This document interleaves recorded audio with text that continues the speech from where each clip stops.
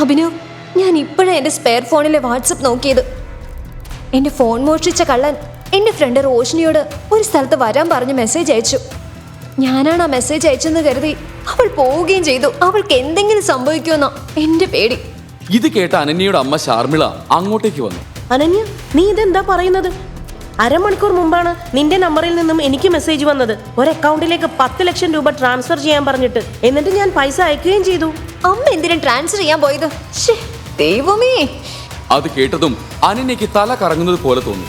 എന്നാൽ അവളെ ഏറ്റവും പേടിപ്പിച്ചത് തന്റെ ഫ്രണ്ട് റോഷ്നിയെ ആ കള്ളൻ എന്തെങ്കിലും ചെയ്യുമോ എന്ന് ആലോചിച്ചപ്പോഴാണ്. അഭിനവ്, നീ അന്നേരം എന്റെ കൂടെ ഉണ്ടായിരുന്നതല്ലേ? നീ ഒരു തരി ധൈര്യമെങ്കിലും കാണിച്ചിരുന്നെങ്കിൽ ആ കള്ളനെ പിടിക്കാൻ നമുക്ക് പറ്റിയേനെ. I am warning you. റോഷ്നിക്ക് എന്തെങ്കിലും സംഭവിച്ചാ ഞാൻ നിന്നെയും ജയിലിലടയ്ക്കും.